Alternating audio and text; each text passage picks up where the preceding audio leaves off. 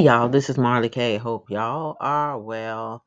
I want to do a discussion today. This is probably going to be a little longer message, but I want to talk about the end or the collapse of the Reconstruction era back in 1877 because this is what we are going through now.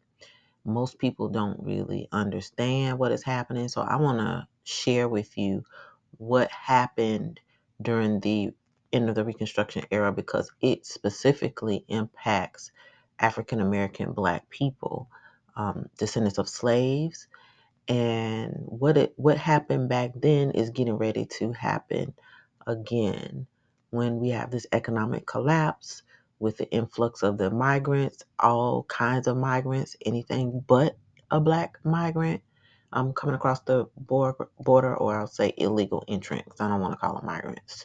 Migrants come a different way. So these illegal entrants that are being relocated in Black communities all across the country, this is going to set up a couple of multi-pronged civil war. And so you're not going to be just fighting with your governments, your state, local, and federal government. You're going to be fighting with the people who have infiltrated your communities, that they've relocated there on purpose. And you're going to have to deal with white people. So back in the 1800s, you only had to deal with the Ku Klux Klan and white people. The Ku Klux Klan. And I'm from the South, so we just call them Ku Klux Klan. But that's not their name. Anyway, you're going to have to deal with, we're going to have a three-prong problem. And so I want to talk about it so you can understand why I'm so concerned about the large number of Black people who can't see what's happening. So this is from OpenStax, and it's the collapse of the Reconstruction, which basically is the end, what led to the end of the Reconstruction era. And you will find all these similarities, including the Democratic Party being in power. Now, although the party switched, you need to keep in mind the party that was in power then is the party that's in power now. The party that is in power now is targeting us just like the party that was in power back then. The party back then that made the secret handshake that let everything fall apart and let us basically get put out without nothing. The same thing is happening today. So you got to understand, like, history is repeating itself, and you need to be prepared. That's all I can say. So it says the effort to remake the South, and although this says the South, today the South is the whole United States. Anything beneath Canada and above Mexico. So when they say South in 1877, they were talking about the South, but today it's all of America. The whole country is the South. The effort to remake the South generated a brutal reaction among Southern white people who were committed to keeping Black people in a subservient position, to prevent Black people from gaining economic ground, and to maintain cheap labor for the agricultural economy. An exploitative system of sharecropping spread throughout the South. Domestic terror organizations, most notably the Ku Klux Klan, employed various methods, arson, whipping, and murder, to keep freed people from voting and achieving political, social, and economic equality with their white neighbors. Now, if you think these people are not going to do this again, you don't know white people when their back's up against the wall. Now, they might be whipping on some other people, but unfortunately, those other people are conditioned to be anti-Black too. So not only do we have to worry about them, we have to worry about all these other groups wanting to do what the Ku Klux Klan did to us back in the 1800s and through Jim Crow. So building Black communities. So it's the degraded status of Black men and women have placed them outside the limits of what antebellum Southern white people considered appropriate gender roles and familial hierarchies. Slave marriages did not enjoy legal recognition, and so you wonder why, black families are not respected like other families today. This is why, because they've never been respected. Black people had to sneak and get married, and even during slavery, that when they tried to live the way that Yah told us to live, their marriages weren't recognized. Enslaved men were humiliated and deprived of authority and the ability to protect enslaved women, who were frequently exposed to the brutality and sexual domination of white enslavers and vigilantes alike. So,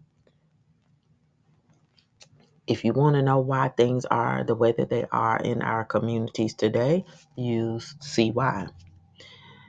Enslaved parents could not protect their children, who could be bought, sold, put to work, brutally disciplined, and abused without their consent.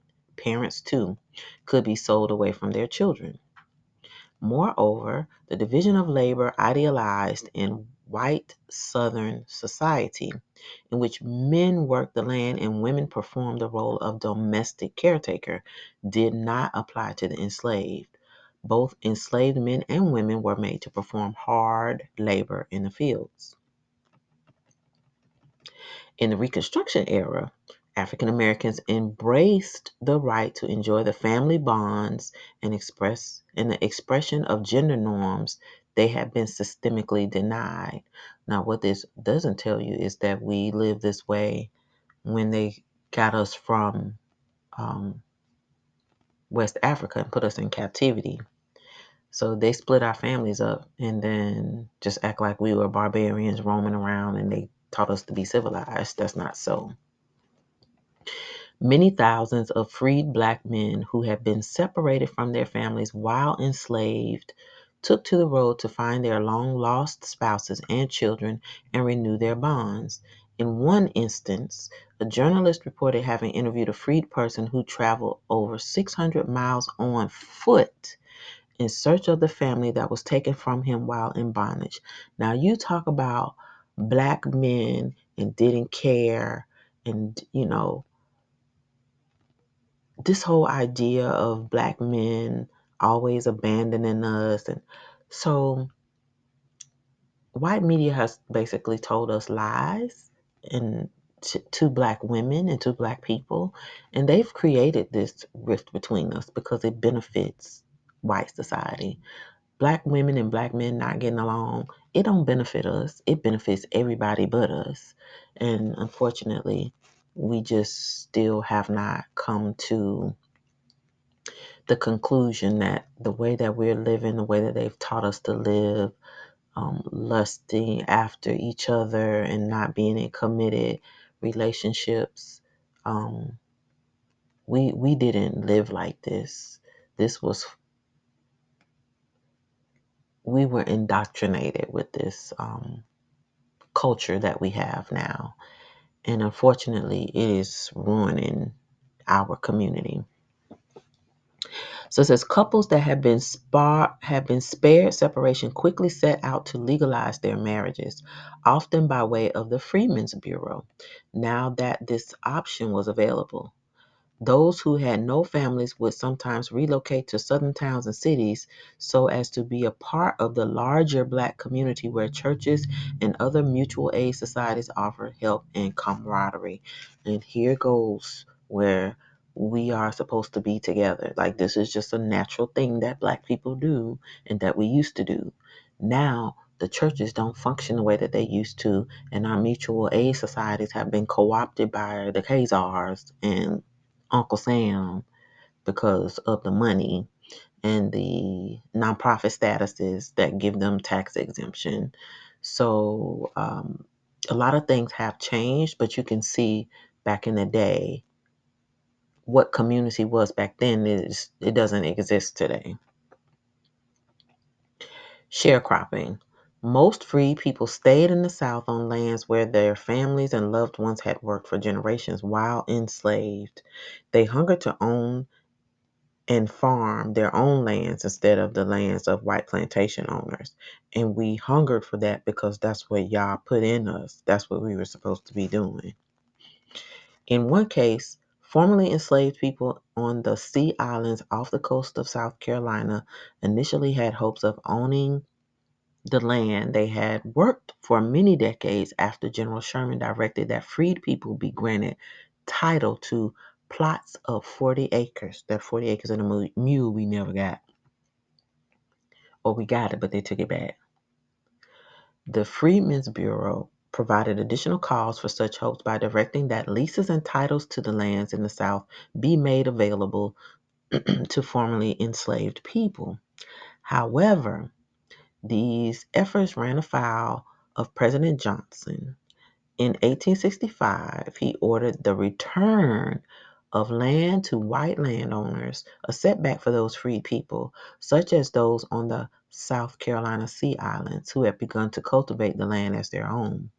Ultimately, there was no redistribution of land in the South. And so this is why we are owed reparations, because we've never been compensated for all the losses that we've had the entire time we've been on this continent. The end of slavery meant the transition to wage labor. However, this conversion did not entail a new era of economic independence for formerly enslaved people. While they no longer faced relentless toil under the lash, free people emerged from slavery without any money and needed farm implements, food, and other basic necessities to start their new lives. Under the crop lien system, store owners extended credit to farmers under the agreement that debtors would pay with a portion of their future harvest. However, creditors charged high interest rates, which is usury, which is not supposed to be doing, making it harder for freed people to gain economic independence. And we are still living under that today, which is why we need reparations. Throughout the South, sharecropping took root, a crop lien system that worked to the advantage of landowners, which is white people. Under the system, freed people rented the land they worked, often on the same plantations where they had been enslaved. Some landless white citizens also became sharecroppers. Sharecroppers paid their landlords with the crops they grew, often as much as half the harvest, which basically kept people in poverty and enslaved. Sharecropping favored the landlords and ensured that free people could not attain independent livelihoods. And that is why everything we do in this system, even going to work and working for somebody and buying stuff, you going to debt, buying a house and paying it off in 30 years, buying a car, financing it, paying it for 7 years. Everything, going to college, you need a loan and it takes you 20 years to pay it off. All we live in a system of usury. This is why you don't want to be here. If you don't have any other reason to not want to be in Babylon, it should be that. Sharecropping, the year-to-year leases meant no incentive existed to substantially improve the land, and high interest payments siphoned additional money away from the farmers. Sharecroppers often became trapped in a never-ending cycle of debt. That's all this system is. Unable to buy their own land and unable to stop working for their creditor because of what they owed. The consequences of sharecropping affected the entire South for many generations, severely limiting economic development and ensuring that the South remained an agricultural backwater. The invisible empire of the South. Now, this is what you need to pay attention to, because this is what's coming back. Paramilitary white supremacist terror organizations in the South helped bring about the collapse of Reconstruction using violence as their primary weapon. And when they talk about the Civil War, you need to understand that is what everything is about. Everything about this system of supremacy is about violence, whether it's economic violence or warfare, whether it's physical violence, social unrest that is created by the hidden hands. All of it is meant and directed towards us to keep us in our place. The Invisible Empire of the South, or the Ku Klux Klan, stands as the most notorious. The Klan was founded in 1866 as an oath-bound fraternal order of Confederate veterans in Tennessee, with former Confederate General Nathan Bedford as its first leader. The organization is name likely derived from kuklos, a Greek word meaning circle, devised elaborate rituals and grandiose names for its ranking members: Grand Wizard, Grand Dragon, Grand Titan, Grand Cyclops. Soon, however, the fraternal organization evolved into a vigilante terrorist group that vented Southern white people's collective frustration over the loss of the war in the course of radical reconstruction through acts of intimidation and violence. That's what we got to worry about, y'all. We got to worry about the intimidation and the violence because it's already here. It's been here. It's getting worse, and it's going to get worse. The uh, harder times get, except for a whole lot of other people going to be the Klan, and it's not. And they're not going to wear robes. They're going to be just out in the open. We call them Karen and Ken now, but the Klan terrorized newly freed black people to deter them from exercising their citizenship rights and freedoms. Other anti-black vigilante groups around the South began to adopt the Klan name and perpetrate acts of unspeakable violence against anyone they considered a tool of Reconstruction. And notice that they say other anti-black vigilante groups. Didn't say they were white. So let's get that understanding. Other groups are going to move like the Klan, but they ain't going to be the Klan. You already see it with these different ethnic gangs, anti-black gangs.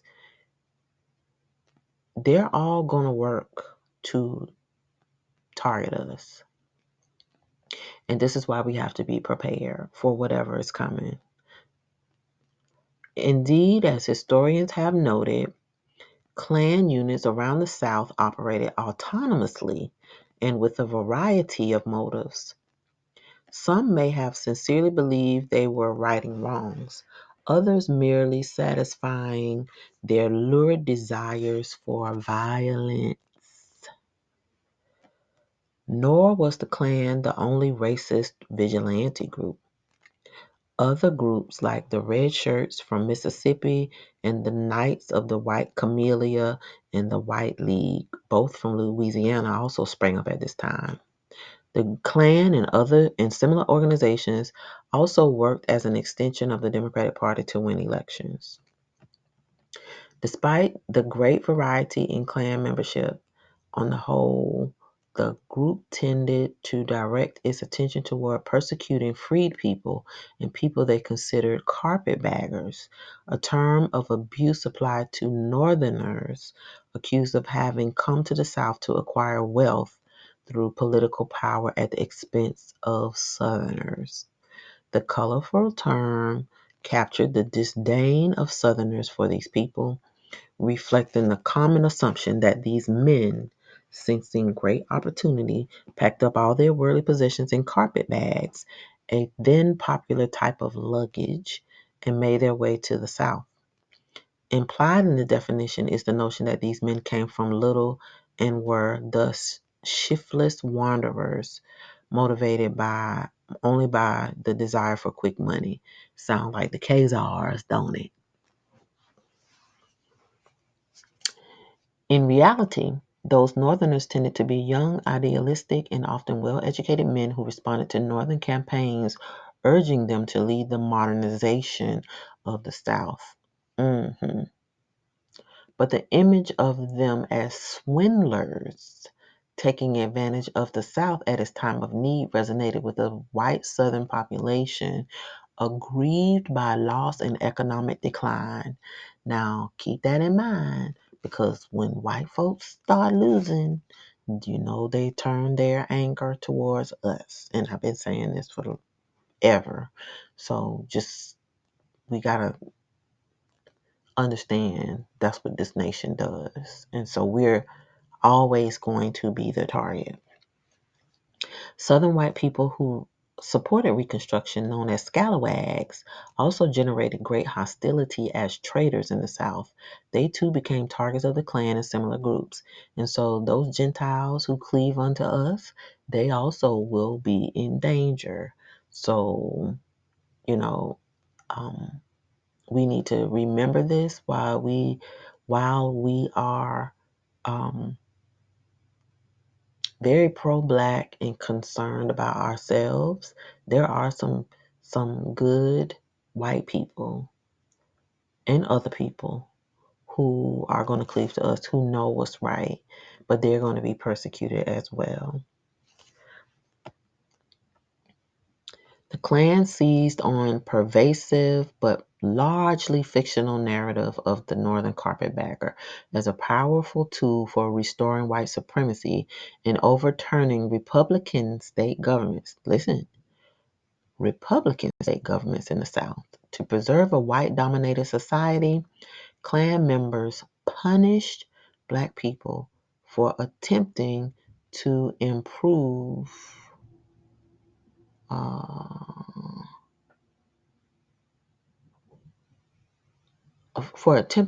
their station in life or acting uppity. To prevent free people from attaining an education, the Klan burned public schools. In an effort to stop Black citizens from voting, the Klan murdered, whipped, and otherwise intimidated free people and their white supporters. It wasn't uncommon for Klan members to intimidate the Union League members and Freedmen's Bureau workers. The Klan even perpetrated acts of political assassination, killing a sitting U.S. congressman from Arkansas and 3 state congressmen from South Carolina.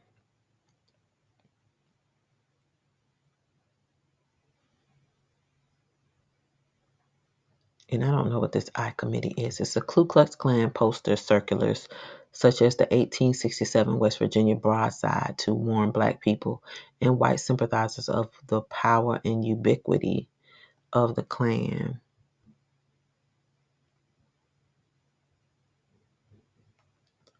Ooh. Negroes found stealing from anyone or talking from their employers to other Negroes, death in the first penalty. Running about late of nights shall be strictly dealt with. White man and Negro, I am everywhere. I have friends in every place. Do your duty and I will have but little to do. Wow. Okay. All Negro children should be hired out for something. Okay. All right. Woo. Klan tactics included riding out to victims' houses, masked and armed, firing into the homes or burning them down. Other tactics relied on the threat of violence, such as happened in Mississippi when 50 masked Klansmen rode out to a local school teacher's house to express their displeasure with the school tax and to suggest that she consider leaving. Still, other tactics intimidated through imaginative trickery. That's the hallmark of white supremacy. One such method was to dress up as ghosts of slain Confederate soldiers and stage stunts designed to convince their victims of their supernatural abilities. Ooh, child. Mm, mm, mm, mm.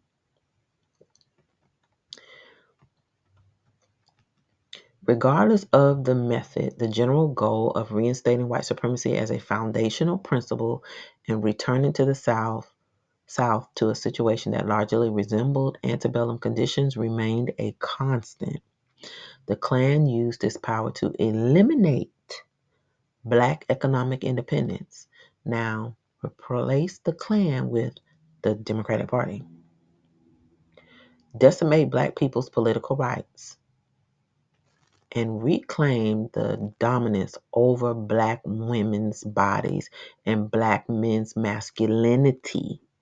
Tear apart Black communities and return Black people to earlier patterns of economic and political subservience and social deference. In this, they were largely successful. And in this, it is coming back. So, this is why you do not want to be in Babylon. This is why you need to be crying out to the Most High. This is why you need to be coming out of this system, because this era is ending and it is going to be just like this for us again. You already see the setup.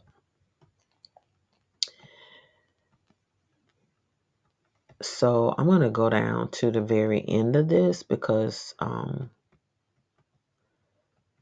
this talks about how the Democrats basically did us dirty.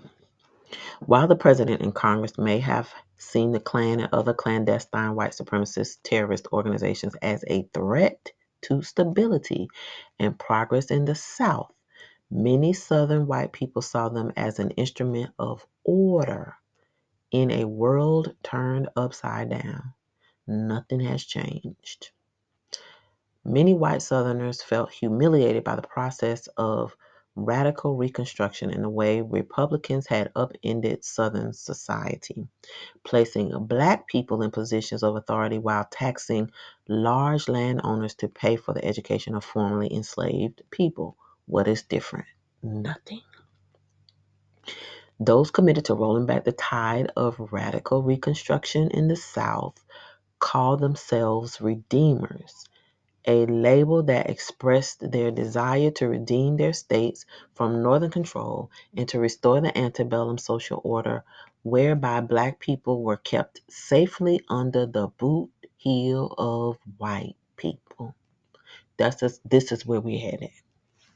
They represented the Democratic Party in the South and worked tirelessly to end what they saw as an era of Negro misrule.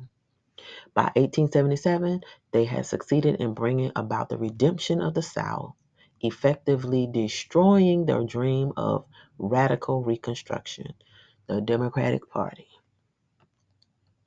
Although Ulysses S. Grant won a second term in the presidential election of 1872, the Republican grip on national power began to slip in the early 1870s. Three major events undermined Republican control. First, in 1873, the United States experienced the start of a long economic downturn. That's where we're headed now. The Bank of J. Cook and Company failed to meet its financial obligations and went bankrupt, setting off a panic in American financial markets. An economic depression ensued, which Democrats blamed on Republicans and which lasted much of the decade. This is where we headed. Second, the Republican Party experienced internal squabbles and divided into two factions. Some Republicans began to question the expansive role of the federal government, arguing for limiting the size and scope of federal initiatives. These advocates, known as liberal Republicans, which is now the Libertarian Party, because they followed classical liberalism in championing small government, formed their own breakaway party. Their ideas changed the nature of debate over Reconstruction by challenging reliance on federal government help to bring about change in the South. Now, some Republicans argue for downsizing Reconstruction efforts. Third, the Grant administration became mired in scandals, further tarnishing the Republicans while giving Democrats the upper hand. One scandal arose over the siphoning off of money from excise taxes on whiskey. The whiskey ring, as it was called, involved people at the highest levels of the Grant administration, including the president's personal secretary, Orville Babcock. Another scandal entangled Credit Mobilier of America, a construction company and part of the important French Credit Mobilier banking company. The Union Pacific Railroad Company, created by the federal government during the Civil War to construct a transcontinental railroad, paid Credit Mobilier to build the railroad. However, Credit Mobilier used the funds it received by Union Pacific Railroad bonds and resell them at a huge profit. Some members of Congress, as well as Vice President Schuyler Colfax, had accepted funds, so basically everybody was corrupt. Same thing happening today. The Democratic Party in the South made significant advances in the 1870s in its effort to wrest political control from the Republican-dominated state governments. The Ku Klux Klan, as well as the paramilitary groups in the South, often operated as military wings of the Democratic Party in former Confederate states. Now, y'all remember they just proposed this bill about these paramilitary groups in Congress last month. So this is what this is all about. Although it also is to keep us from becoming a paramilitary anything too. In one notorious episode following a contested 1872 gubernatorial election in Louisiana, as many as 150 freedmen loyal to the Republican Party were killed at the Colfax courthouse by armed members of the Democratic Party, even as many of them tried to surrender. And so this is an illustration of the gathering of the dead and wounded, published in Harper's Weekly in 1873. Survivors of the Colfax massacre tend to those involved in the conflict. The dead and wounded all appear to be black, and two white men on horses watch over them. Another man stands with a gun pointed at the survivors. This is going to be how it's going to look for us, y'all. In other areas of the South, the Democratic Party gained control over state politics. Texas came under Democratic control in 1873. In the following year, Alabama and Arkansas followed suit. In national politics, too, the Democrats gained ground, especially during the 1874 elections. So I don't want to keep on reading this, but I just wanted to share with y'all how things ended up going. So it's really unfortunate that a lot of our people don't get what's coming. And as far as I'm concerned, this is what the Civil War is going to be like for us. I can't speak for no other groups, but for us, we know they're coming for us. If you're Yasharel, you're awakened, you understand why they're coming for us. This is what we got to look forward to. History is repeating itself. So I just want to make clear that y'all need to prepare. I can't tell you what to do. I'm going to put this story in the link. I'm going to put this link to this page in the description so that you can read it and understand where we're headed. When they're talking about civil war, civil unrest, I don't care what they talk about as far as other groups. The target is going to be African American Black people, and especially those of us in the South. So y'all get ready because it's coming. All right, keep praying, keep prepping, keep seeking the Most High. This is the end of the Reconstruction. You are watching it. You are living it. History is repeating itself. And we are watching it all happen. All right, this is Marla K. Love y'all. And I am out.